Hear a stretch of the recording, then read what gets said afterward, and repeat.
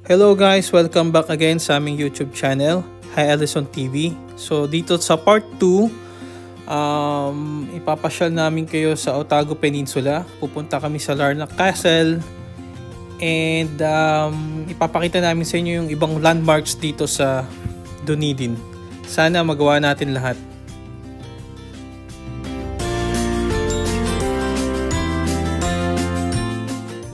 Thank you Lord sa magandang araw at worth it po yung kanyang dress na sinuot.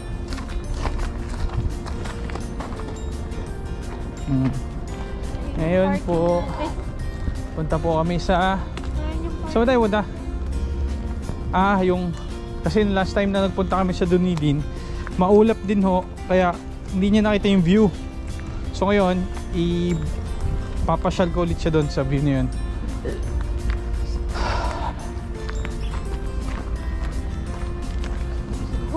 Sabi ko ulit. Wala ganun talaga.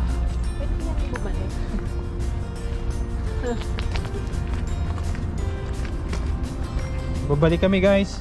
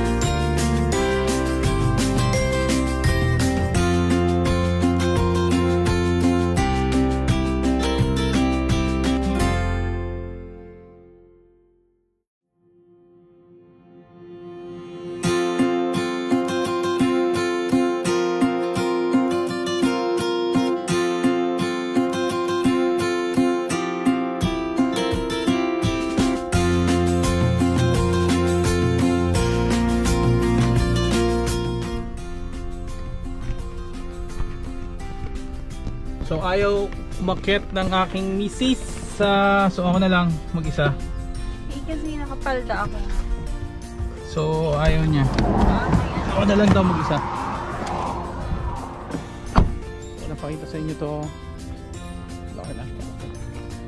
So doon tayo akyat sa taas. So ito yung Soldiers Monument Track.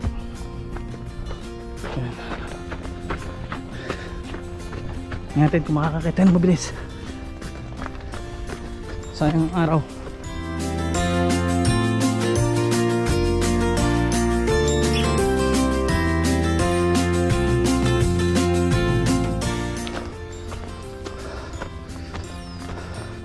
Buti na lang ni sumama si Leia.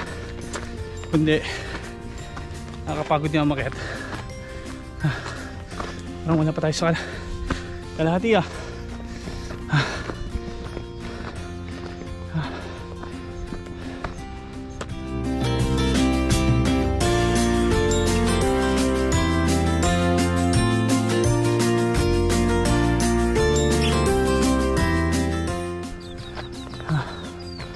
Parang ang lapit ng kanina, pero malayo pa pala. Hapo na ako.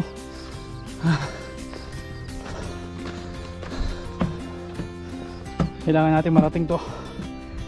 Pwedeng hindi. Dito na tayo. Malapit na.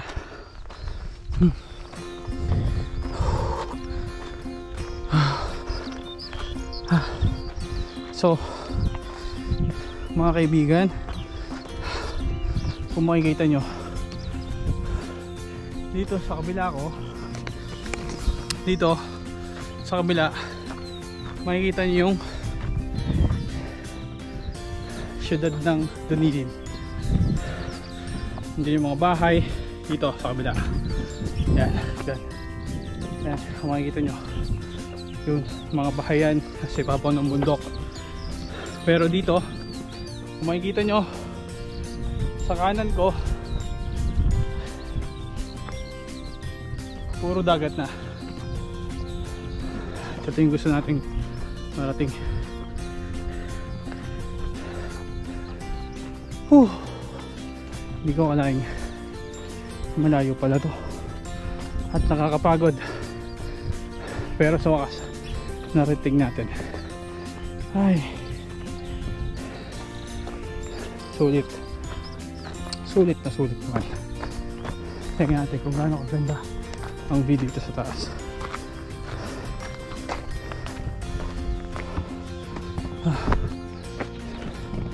Ayan. Dagat na yan. At dito naman yung city ng Dunedin.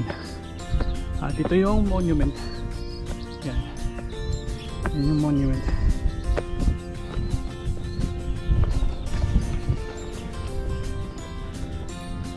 So, tingnan natin.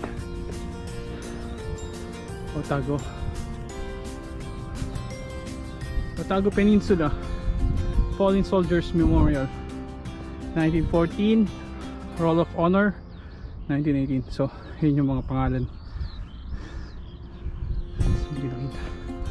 So, yun lang. Baba na ako. Buti na hindi makit si Daya.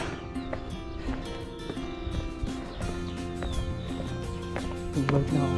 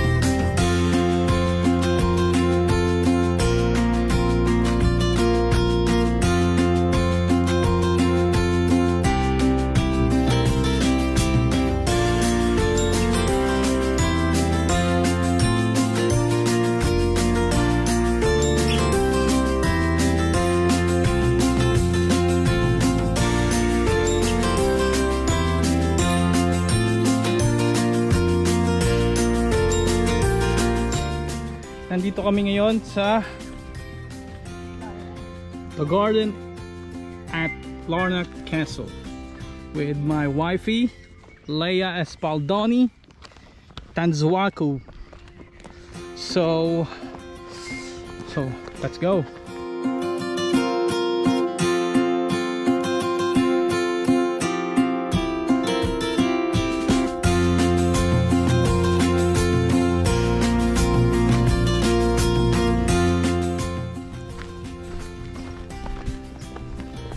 Happy na naman ang aking wifey sapagkat umaraw na, sulit pa ang kanyang pagdedress.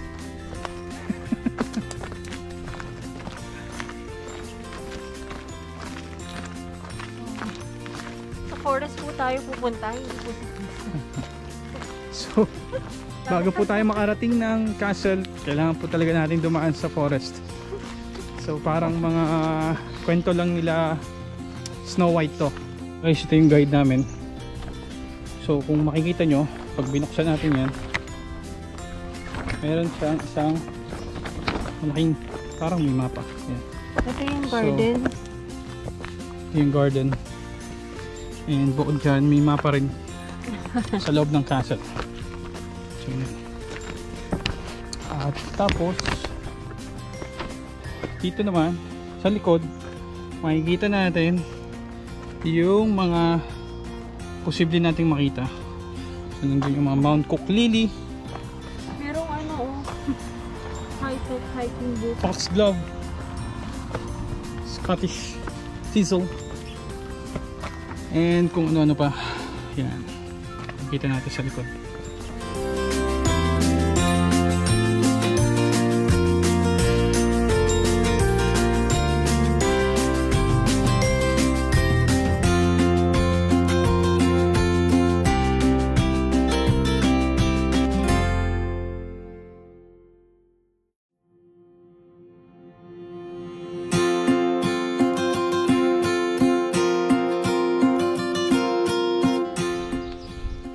So, Ano na lang po, straight na lang. so ito po ang trabaho nating mga lalaki.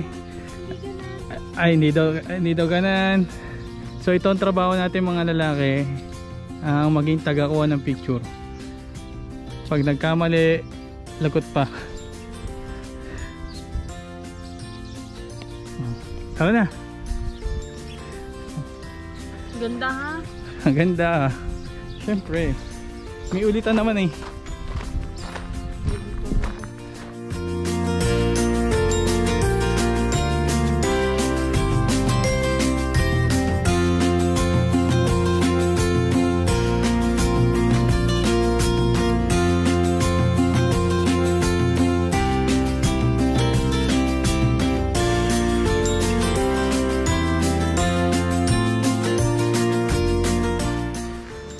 There's your guide to the castle.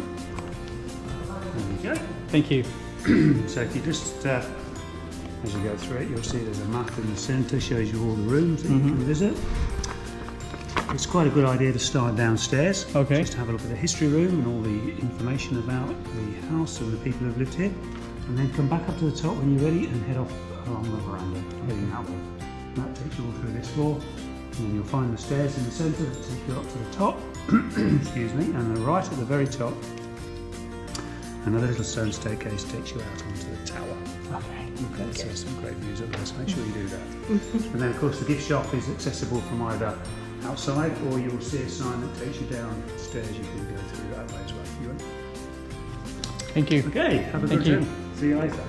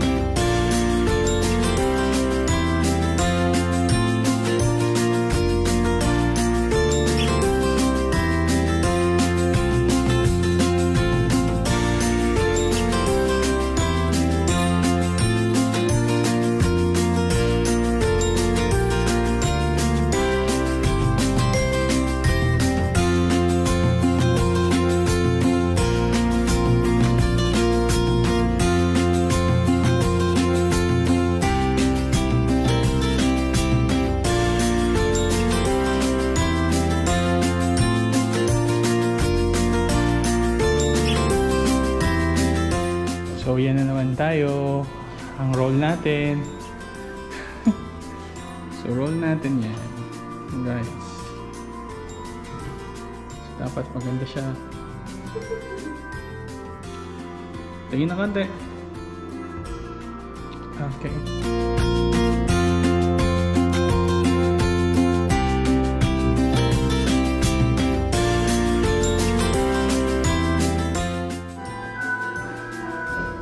Dave, baka nandito yung apelido mo.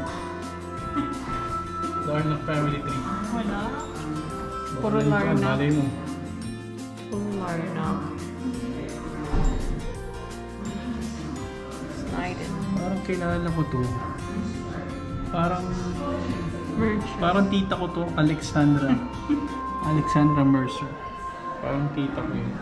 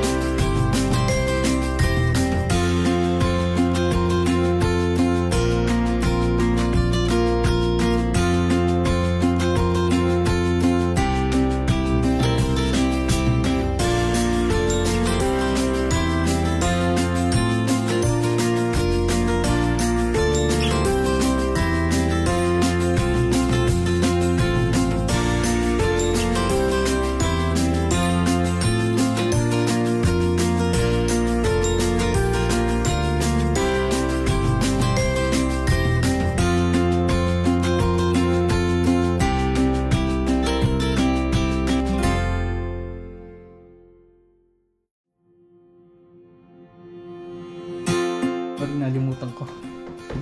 Kailangan nga pala picturean dito bago. Paano po ninyo gusto? Ganyan ba? Ganyan po ba ang gusto niya? Sige.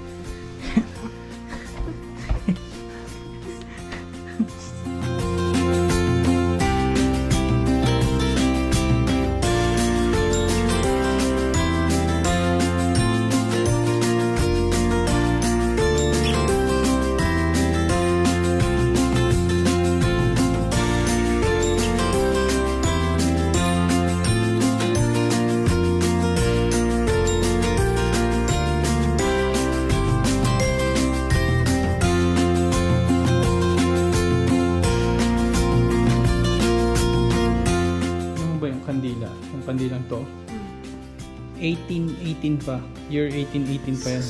Na-preserve din nila yan. Yung kandila, yung dalawang kandila yan.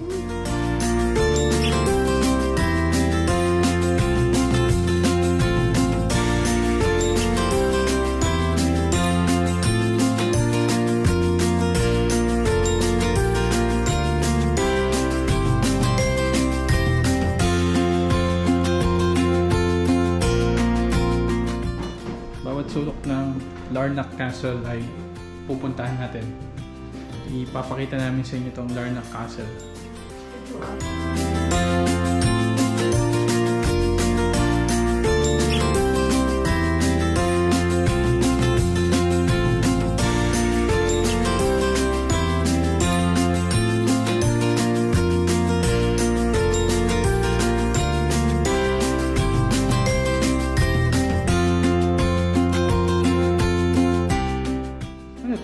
Ito mga hikaw daw nila yata nito. Ito mga hikaw. Hindi ba hikaw yan? Decorations lang. Decoration. Kala ko hikaw niya na ako. Napakabigat mo.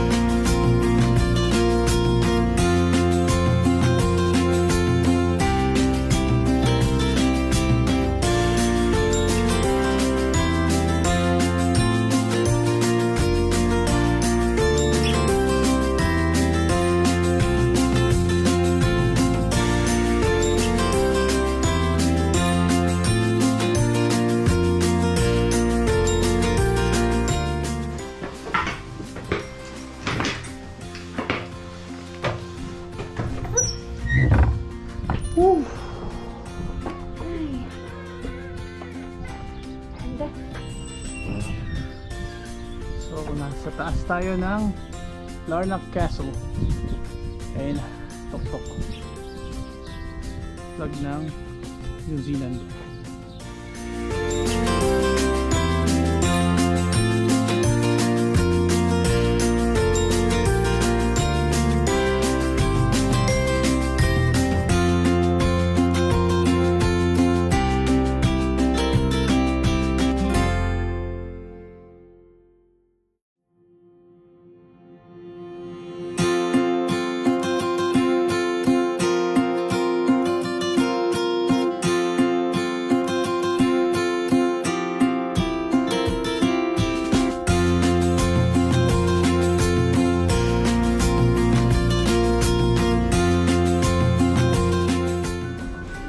Lay, alam mo ba?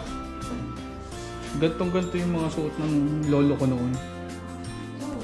Oo, ganyan ang suot ng lolo ko. Tanda-tanda ako po eh. Yun, velvet court dress. So yung mga... Ha? Oo nga, yung lolo ko ganyan ang suot talaga dati.